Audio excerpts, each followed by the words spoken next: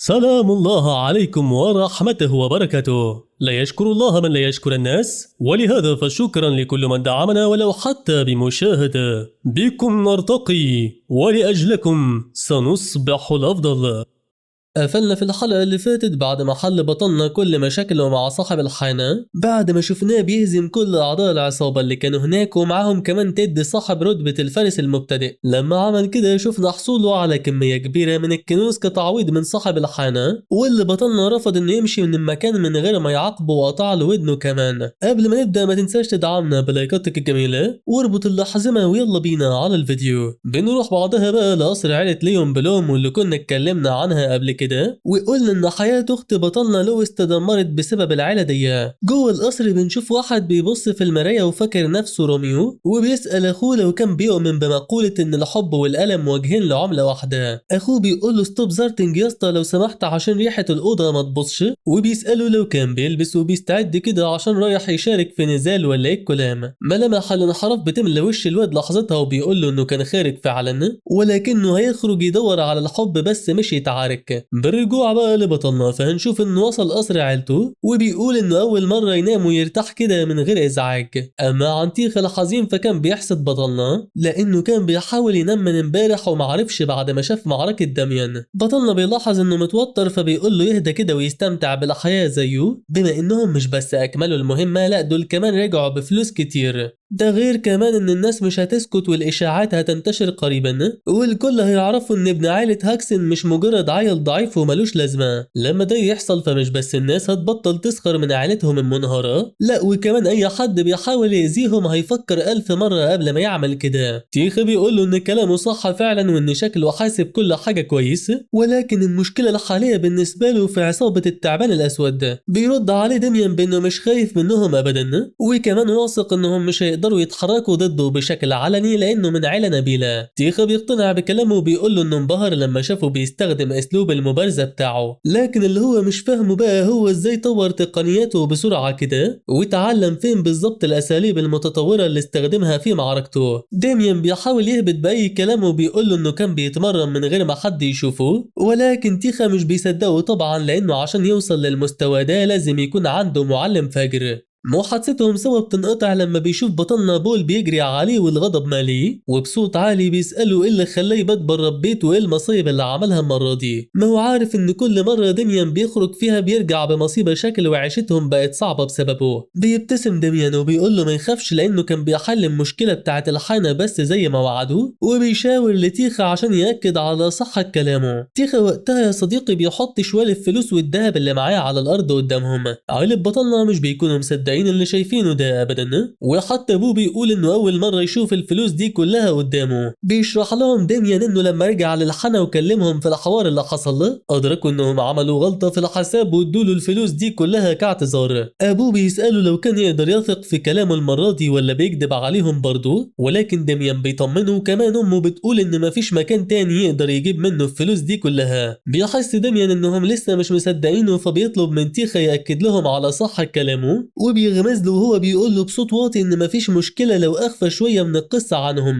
تيخا بيسمع كلامه فعلا وبيقول لهم انه كان معاه وشافه وهو بياخد الفلوس، وساعتها امه بتقوم من على الارض وبتقول له انها فخورة بيه ولاول مرة. اما عن تيخا فبيكون بيشوف الموقف ده وهو متوتر، وبيقول ان اللي بطلنا عمله ده يعتبر كنوع من الكذب برضه. بعد نهاية الموقف ده بقى بنشوف بطلنا بيجري عشان يمرن جسده الضعيف، بما انه بعد اخر معركة ادرك ان قدرة تحمله مش هتخليه يقدر يقاتل لفترة طويلة، وطبعا فكمان من غير قدرة التحمل مش هيقدر يستخدم تقنياته بشكل متتالي، وبالتالي في عدد التقنيات اللي يعرفها دي كلها مش هيكون ليه اي لازمة. بيطلع ديميان بعدها اكسير جامد وجديد من جيبه وبيقول انه فعلا محظوظ. من ذكرياته بنعرف انه حصل عليه جنب الكنوز بتاعت صاحب الحانة، واللي وضح له انه اكسير بيزود من قدرة التحمل والطاقة كمان. لما بيعرف بطلنا انه من صنع اكاديمية الخيمياء بيكون مندهش تماما. اصل الاكاديمية دي بتختص بصناعة جرعات التقوية والتحفيز، واسعار محفزاتهم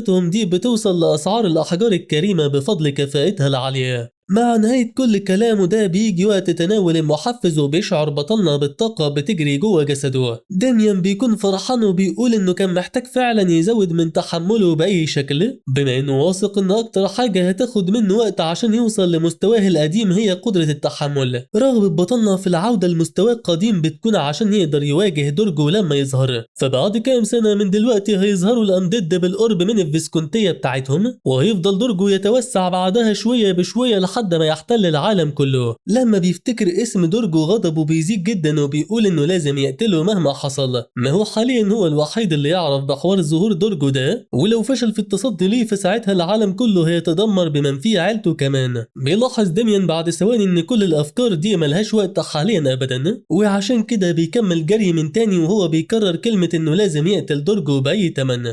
بيعدي الوقت بعدها بسرعة، وفي ليلة نفس اليوم بنروح لمخبأ عصابة التعبان الأسود. جوه المقر بتاعهم بنسمع صوت زعيمهم بيتكلم على واحد وبيقول إنه عديم النفعة. بنعرف بعدها إن الزعيم بيتكلم عن الحزين تيد، وبيقول إنه كان أقوى راجل عندهم ولكن حاليا ملوش أي لازمة. للسبب ده فالزعيم ووكر بيأمر أتباعه يرموه في أي مكان وما يدفعوش فلوس علاجه. بيسألوا التابع لو كان واثق من كلامه ده بجد، وبيرد الزعيم بإنه مش محتاج للفاشلين في الفريق بتاعه. ما هي عصابتهم كده كده معاها فلوس كتير حاليا، ولو احتاجوا لفارس زيه يقدروا يأجروا واحد احسن منه بسهولة كمان. لما بيدي ظهره لتيد بيتفاجأ بيه بيقف تاني وبيتضح انه كان عامل نفسه مغمى عليه بس، ولكن لما سمع كلمة انهم مش عايزينه ما قدرش يكمل تمثيله. ووكر بكل برود بيبص وراه وبيقول له صباح الخير، وبيسأله ازاي لسه بيمتلك القدرة على الوقوف بعد ما اتعجن ضربة، ولانه ووكر جدع فبيوضح له انه مش هيتخلى عنه كليا، ولما يروح يتعالج ويرجع زي الأول ممكن يبقى يفكر يرجع يشغله عنده من تاني.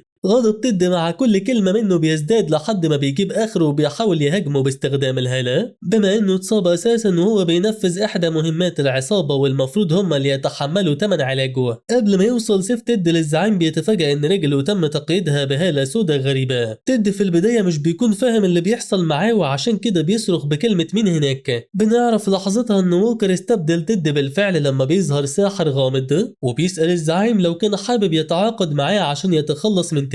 الزعيم بيرد عليه بانه ما عندوش اي مانع وانه كمان هيدفع له ثمن التخلص منه فورا، وبالمره كمان هيشوف مستوى قوته برضه. الساحر بيستخدم تعويذه ظلاميه ملهاش مثيل على تيد، وبالتعويذه دي بيستدعي وحوش شيطانيه وبيطلب منهم يلتهموا. الوحوش كلها بتنقض عليه مره واحده وكل وحش بيستهدف جزء معين من جسده، وخلال ثواني معدوده بس بنشوف ان كل المتبقي من تيد هي جزمته بس. الزعيم بيلاحظ ان ريحه المكان بقت وحشه بعد اللي حصل وبيكون متعصب شوية، وعشان كده بيتوجه للساحر بكلامه وبيطلب منه يحاول يخلي ريحة عملية القتل أحسن شوية. الساحر بيقول له عنيا ليك يا اسطى، طلبك ده بسيط جدا، وبيسأله عن الهدف التالي اللي عايزه يخلص عليه. الزعيم بيرد بان الهدف التالي هيكون داميان من عائلة هاكسن النبيلة، وبيطلب منه يعمل فيه كل اللي هو عايزه ولكن المهم ما يقتلوش عشان المشاكل بس. بيحددوا السعر سوا بعدها يا صديقي، والزعيم بيدفع له فلوس مقدم كمان. وساعتها واخيرا بنشوف شكل الساحر وبنتعرف كمان عليه وعلى ان اسمه بيكون صاي. في صباح اليوم التالي بقى وفي فيسكونتية هاكسن بنشوف بطلنا صاحي من بدري، وبيكون عمال يتمرن كمان لانه مش مستعد يضيع اي لحظة من غير ما يستفيد منها. بيقول بعدها انه مش بس بيجتهد حاليا بشكل مكثف عشان يزود قوته بسرعة، بل وكمان لان المحفز اللي هو خده بيسرع من نمو قوته لفترة كام يوم وبس. من كلام داميان بنعرف ان في اكتر من يوم عدوا على حوار الحانة، وعشان كده فهو مستغرب ازاي العصابة ما اتحركتش حتى الان. قبل ما يخلص كلامه حتى بيتفاجأ بصوت جاي من ورا الأعشاب فبيبص ناحيته، ولما بيستشعر هالة بشرية من الجهة دي بيمد ايديه وبيمسك الشخص ده واحدة خنقة الموت على الطاير. المصيبة ان بطلنا لما بيركز معاه بعدها بياخد باله ان ده اخوه محسن، وساعتها من التوتر اللي كان فيه بيسيب رقبته فبيسقط محسن على الأرض. محسن بيبص لبطلنا بكل هدوء وبيقول له انه شخص غريب فعلا، لأن قوته زادت بسرعة كبيرة جدا عن آخر مرة شافه فيها. أثناء كلامه بيفتكر بيفتكر ديميان اللحظة اللي قتل أخوه فيها من حياته اللي فاتت، وعشان كده بيتأثر، ولما بيخرج عن أفكاره بيمدله إيديه وهو بيعتذر له عن اللي حصل. بس يظهر كده إن الأخين في بينهم مشاكل كبيرة، لأن محسن مش بيرضى ياخد إيديه وبيقول له إنه مش جاي هنا أبدا عشان يسمع اعتذار منه. الموضوع اللي هو جاي له عشانه بقى بيكون بخصوص الحانة، بما إنه سأل وعرف إن الحوار بتاعها ما تحلش بشكل ودي زي ما هو قال لأبوهم بول. لكنه بما إن محسن واثق إن ديميان مش بالقوة الكافية لضرب العصابة كلها، فده اللي مخليه شاكك في صحة حكايته من الأساس. ديميان وبكل برود بيرد عليه بأنه هو فعلا اللي ضرب العصابة كلها. لحظتها طبعا محسن بينط يقف من تاني وبيقول له يبطل يهبد لأنه شخص ضعيف، وفي كل مرة كان بيدخل فيها أي معركة كان بيتعجن ضرب أساسا. بس وبما إنه متأكد إن ديميان مش هيعترف بالحقيقة وكالمعتاد، فبيطلب محسن منه يبطل يعمل لهم مشاكل عشان عائلتهم تعبت منه. ديميان البارد لحظتها بيطبطب على دماغه وبيقول في نفسه إن محسن طول عمره جدع، وإنه من صغره كان بيهتم بس بتحسين سمعة العائلة، عشان كده بيطمنوا بطلنا ان مفيش اي حاجة وحشة هتحصل لعائلتهم طول ما هو معاهم. اثناء كلامهم سوا بنشوف تيخا بيجري عليهم وهو عمال يقول الحقونا دول هيموتونا. بطلنا لما بيسمع صوته اللي مليه الخوف بيبص ناحيته وبيسأله عن اللي حصل. بمجرد ما بيعرف من تيخا الحكاية بيطلع يجري على المكان اللي فيه عائلته، ولما بيدخل عليهم بيشوف انهم قاعدين مع الواد المنحرف بتاع عليهم بلوم. بكل برود المستفز بيقول لبطلنا انه بس كان بيكلم عيلته عن اللي حصل في الحفلة، بما ان ابوه اكتشف اللي حصل لوحده من غير ما حد يقول له. ديميان لما بيسمع كده بيعرف انه عمل المشكلة اللي دمرت حياة اخته بالفعل، وبيعرفنا ان الشاب ده اسمه إيروين وعائلة ليون بلوم تبقى بتاعت ماركيز، والماركيز ده يا صديقي تاني اهم رتبة بعد الدوق في الامبراطورية كلها، والفرق بينها وبين الفيسكونت رتبتين لان بينهم رتبة كونت. المهم يعني بنرجع شوية للماضي عشان نشوف اللي حصل في الحفلة بين بطلنا وإيروين، واللي كان بيحاول يستفزه بكل الطرق، وللأسف ديميان كان عبيط جدا. عشان كده إيروين استغل الفرصة وفضل يشتمه بصوت واطي مرة ورا التانية لحد ما خلى بطلنا يجيب آخره ويديله لكمة قوية وهو سكران ومنفعل بالشكل ده. ديميان وقتها ما كانش فاهم ازاي لكمته وصلت لوش واحد اقترب من رتبة فارس رسمي، ولكنه عرف بعدها ان إيروين كان عايزه يضربه بالشكل ده عشان يتجوز اخته في مقابل انه يسامحه. في الحاضر بقى بيبتسم إيروين وبيقول لهم انه محرج يقول الكلام ده، ولكنه بصراحة كده بقاله فترة معجب بلويس بنتهم. دول بيسألوا يقصد ايه بكلامه ده بالظبط، فبيرد إيروين بان الامر بسيط جدا وكل اللي عليهم يقبلوا يجوزوه بنتهم لويس. ما هو شايف ان ده الحل الوحيد اللي هيخلي المشكلة اللي حصلت بينهم تتحل، بما انها هتتحول لمشكلة عائلية وساعتها محدش من بره العيلتين هيقدر يتكلم عنها ابدا. ديميان بيتعصب وبيقول في نفسه انه مش هيسمح للماضي انه يكرر نفسه تاني، بما ان إيروين استغل فقرهم في حياته اللي فاتت عشان يتجوز لويس. افكار بطلنا بتنقطع لما بول بيقول انهم للاسف ما يقدروش يوافقوا على طلبه، وبيحاول يفهم إيروين ان لويس مخطوبة بالفعل وما ينفعش يفسخوا الخطوبة بتاعتها. لكن قبل ما يكمل كلامه بيبدأ إيروين تهديداته وبيفكرهم ان ديميان اهان عائلة ليون بلوم، والاهانة اللي حصلت دي مش هتعدي كده بالساهل، بما ان عائلتهم مهمة جدا، بمعنى انه حاليا امامه حلين بس، اولهم انه يدفع ثمن الاهانة ماديا، والتاني انه يجوزه لويس. بيشعر بول بالضغط فعلا وبيقول في نفسه ان عائلة ليون بلوم مش عائلة عادية، وانما تبقى واحدة من اقوى العائلات النبيلة في المملكة كلها. وسط تفكيره بالشكل ده بيسمع صوت بنته لويس بتدخل المكان عليهم، وبصوت كله ثقة بتقول لهم انها موافقة على العرض بتاع إيروين المنحرف. ابوها بول لما بيسمعها بتقول كده بيكون هيتجنن، لان اللي عملته ده مش هيخليه يقدر يرفض عرض إيروين. اخوها محسن بيحاول يتدخل ويقول لها انها مش مجبرة تحاول تصلح اخطاء بطلنا، وسط ما كان ديميان بيتقطع من جواه وهو شايف الموقف ده بيتكرر قدامه من تاني. ما هو اللي بيحصل حاليا ده خلى كل ذكريات الماضي الأليم ترجع له مرة واحدة. اما عن إيروين بقى فبيبتسم وبيقول انه كان عارف ان لويس اكيد هتحبه لما تشوفه، وبما ان الاتفاق بينهم تم خلاص فكل اللي عليهم يأكدوه، وعشان كده بيوضح لها إيروين انه لما يرجع هيبعت لعيلتها طلب ايديها بشكل رسمي. قبل ما ياخد اي خطوة زيادة ناحيتها بيتفاجأ بديميان واقف قدامه نية القتل مالية محي جسده، ومع كده إيروين البارد بيستفزه وبيناديه بأخو مراته وبيطبطب على كتفه كمان. ديميان مش بيقدر يتحمل وايديه بتتحرك لوحدها وبتسدد لكمة قوية للمستفز.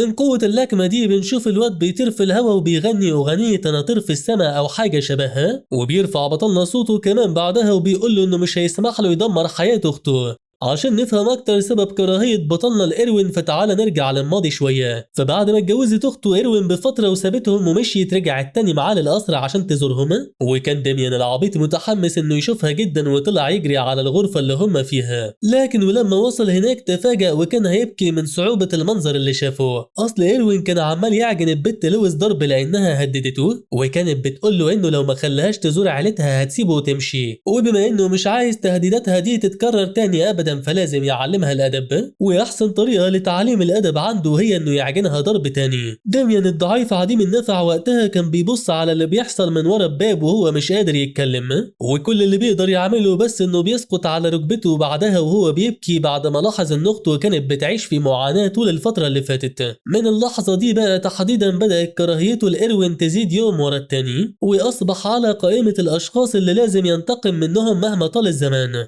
بالرجوع للحاضر بقى فهنشوف إيروين متسطح على الأرض وسط دهشة الكل وخوف عيلة بطلنا. بعد ثواني من سقوط المستفز أرضا بيوصلوا رجالته المكان عشان يشوفوا اللي بيحصل، وساعتها بيلاحظوا إن السيد الشاب بتاعهم نايم على الأرض وشكله سروال. بسرعة بيرفعوا سيوفهم بعدها وبيوجهوها ناحية بطلنا، ولكنهم قبل ما يهجموا عليه بيسألوه لو كان هو اللي ضرب إيروين. في اللحظة دي بيكون إيروين صاحي من النوم وهو بيبتسم معرفش ليه، وبيحط إيديه بعدها على سيفه وهو بيسأل بطلنا ازاي يتجرأ يضربه مرتين، وعلى طول بعدها بيسحب سيفه بسرعة وبتملى وشه ملامح الغضب، وبيوضح لبطلنا انه مش هيقدر يسامحه لمجرد بس انه اخو مراته المستقبلية. الفرسان المسؤولين عن حماية إيروين بيتدخلوا لحظتها عشان يمنعوه من القتال بنفسه، وبيفكروا ان في ناس كتير شايفينه وما ينفعش يضرب ديميان قدامهم. إيروين طبعا فقد اعصابه وعشان كده بيتجاهل كلامهم وبيهاجم احدهم بقوة، لدرجة اننا بنشوف الفارس الحزين بيطير وبيكسر الجدار بتاع عيلة بطلنا اللي معهمش فلوس يصلحوه اساسا. إيروين بيوضح للفارس التاني انه هيعمل فيه كده برضه لو حاول يمنعه من القتال. بيتوجه بعدها بكلامه لديميان وبيسأله ازاي ناوي يعوضه عن اللي عمله. لويس بسرعة بتحاول تتدخل في الحوار وتترجى إيروين يسيب ديميان في حاله، ولكن ديميان دلوقتي مش ضعيف زي زمان وعشان كده بيقول لها ما تخافش عليه ابدا. بيبص بعدها تجاه إيروين وبيعرض عليه نزال ما بينهم، بحيث ان لو هو اللي كسب فإيروين هيسامحه ولو إيروين كسب يتجوز اخته. إيروين بيحاول يرفض وبيقول له ان لويس قبلت العرض بتاع الجواز بالفعل خلاص، وساعتها بطلنا بيلجأ لخطته التانية وبيسأله لو كان بيهرب منه عشان خايف. فخر إيروين بيخليه يتعصب وبيقول في نفسه انه لازم يدفع ديميان التمن، وبيكون واثق ان سبب ثقة بطلنا في نفسه هو انه ضربه مرتين. بتملى وشه ابتسامة المنحرف بعدها وبيقبل تحدي ديميان، وبيقول في نفسه انه هيخرجه من النزال ده مشلول. بالفعل وبعدها على طول بنشوفهم واقفين في الباحة الخلفية للقصر. هناك بتحاول أم ديميان تطلب من بول يوقف القتال، ولكنه بيرد بتوتر بأن ديميان كان بيتكلم بثقة وأكيد عنده خطة. بس وعلى عكسه فمحسن عارف كويس إن بطلنا مستحيل يكسب في المعركة دي يا صديقي، وخصوصا إن إيروين اللي بيتكلموا عليه ده يعتبر فارس رسمي وبيستخدم الهالة بحرية. إيروين بقى بيكون مستغرب لأن بطلنا مش معاه سيف حتى الآن، وعشان كده بيسأله إزاي ده هيكون نزال وهو معهوش سيف. بيرد عليه بطلنا باستهزاء وبيقول له انه هيستخدم الشوكة لان فرق القوة بينهم كبير، وساعتها عيلة بطلنا بتفهم ان المعركة خلصت من قبل ما تبدأ اساسا. إيروين بيضحك من تصرفات بطلنا وبيقول له ان اللي بيعمله ده مش هيفيده، ما هو فاكر ان بطلنا بيحاول يخليه يتساهل معاه في المعركة، ولكنه بيوضح له وهو بينقض عليه انه هيستخدم قوته الكاملة. اولى ضربات إيروين الهبات بيتم تفاديها بحركة بسيطة جدا من ديميان، وبيكون إيروين مش مصدق اللي حصل لانه دايما بيسمع ان بطلنا ضعيف، وعشان ما يتحركش قدام المتفرجين بيقرر يستخدم تقنية سيف زئير الأسد، بما انه عايز يخلص المعركة بسرعة بحيث يدمر سمعة بطلنا كليا. رغم قوة الهجوم بتاعه ده يا صديقي الا ان بطلنا مش بيتأثر بيه برضه، ولما بينقشع الضباب بنشوف انه واقف في مكانه ثابت ومعاه الشوكة الجامدة بتاعته. الفرسان اتباع إيروين بيبدأوا يخافوا عليه جامد، وبيسألوا بعض ازاي ديميان لسه بخير بعد ما تعرض لهجوم قوي زي ده. الوحيد اللي شاف تحركاته بوضوح كان إيروين اللي الغضب مليه، لان ديميان الضعيف اتحرك بسرعه ملهاش مثيل وتفادى كل ضرباته. بيبتسم بطلنا لما بيشوف ملامح وشه وبيقول انه كده نجح في اخافته، ولولا تدريبات التحمل اللي كان بيعملها فما كانش هيقدر يستمر في المعركه. سبب قدره ديميان على رؤيه كل ضرباته هو انه واجه مايكل اخو إيروين في حياته اللي فاتت، ومايكل ده هو الاخ الكبير وقوته اكبر بكتير من إيروين. وسط ما كان بيقول انه عارف كل تقنيات عائله ليون بلون بفضل معركته ضد مايكل، بيتفاجئ ان إيروين إيروين بدأ يستخدم الهالة ونية القتل بتاعته شديدة جدا. في أقل من ثانية واحدة بيكون اختفى من مكانه وظهر فوق بطلنا عشان يسدد له ضربة علوية، ولكن بطلنا بكل هدوء بيتصدى ليها وهو في مكانه باستخدام إحدى تقنيات حكيم السيف. المدهش في الأمر بالنسبة للكل بيكون إنه أوقف هجوم إيروين تماما باستخدام الشوكة السحرية، وكمان بعدها بنفس الشوكة بيستخدم تقنية قوية وبيها بيطير السيف من إيد إيروين. بمجرد ما السيف بيطير بيجي وقت نهاية المعركة وبكل قوة ديميان بينقض عليه وبيديله في رقبته بالشوكة. وقتها إيروين بينزف قدام الكل يا صديقي. طبعا من منظور كل الحاضرين فهم شافوا الشوكة بتخترق رقبة إيروين، وعشان كده كان من الطبيعي ظهور علامة الخوف والرعب على وشوشهم. لكن وفي حقيقة الأمر فبطلنا خدشه بس في رقبته بيها بدل ما يخلص عليه. رجل الواد المستفزة مش بتقدر تشيله من الخوف وبيسقط على الأرض وهو مرعوب. في حين ما كان ديميان بيقول إنه كان عايز يقتله، ولكن عائلة ليون بلوم مش هتسكت لو عمل كده. للسبب ده بيكتفي بس بإنه يفكر إيروين بالاتفاق اللي كان بينهم، وبيقول له نبرة حادة انه عايزه ياخد الجنود بتوعه دول كلهم بسرعة ويغور في 60 داهية. بعد رحيله بقى وعلى طاولة الطعام بنشوف ان الموضوع غريب، لان مفيش حد في العيلة عارف يكلم بطلنا بخصوص اللي حصل له. الوحيد اللي بيخلص اكله بسرعة من وسطهم كلهم كان ديميان يا صديقي، واللي قام خرج من الغرفة بعدها عشان يكمل تدريباته بتاعة كل يوم.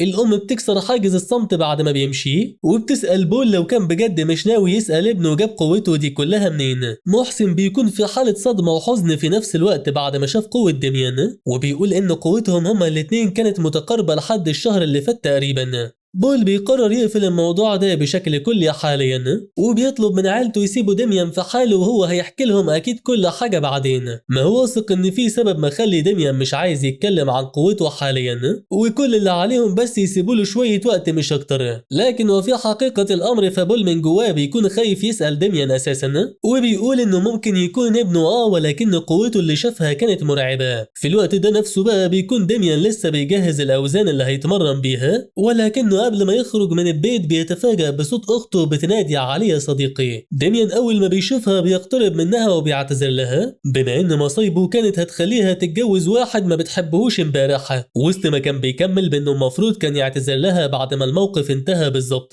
بيتفاجأ بيها بتقوله إن مفيش داعي للاعتذار لأنها بس كانت عايزة تشكره. فمع انها عملت نفسها شجاعة امبارح وقالت انها هتروح مع إيروين الا انها من جواها كانت خايفة، وكمان فشكرها ليه لان اللي عمله ده اكيد هيبعد المنحرف ده عنها خالص وللابد. مع سماع كلامها ده بطلنا بيحس بسعادة كبيرة وبيقرر يروح يكمل تدريباته، ولكنها بتنادي عليه من تاني وبتقول له ان ابوه بعت له معاها سيفه الشخصي. ما هو بعد ما شاف قوة ديميان قرر انه يديله السيف بتاعه بما انه هيستخدمه بشكل احسن منه. وكمان لويس بتقلد ابوها وهو بيقول انه مش هيسمح انه يستخدم الشوكة كسيف تاني. ديميان بيسحب السيف من غمده لحظتها وبالفعل بيكون سعيد جدا بيه، في حين ما كان ابوه واقف جنب مجموعة السيوف بتاعته وعمال يلمع فيها عشان لو ديميان احتاج لها. ولحد هنا يا صديقي بنكون وصلنا لنهاية حلقتنا. فلو عجبك الملخص ما تنساش تدعمنا بلايكاتك الجميلة وتشترك في القناة وتفعل زر الجرس عشان يوصلك جديد. والسلام عليكم ورحمة الله وبركاته.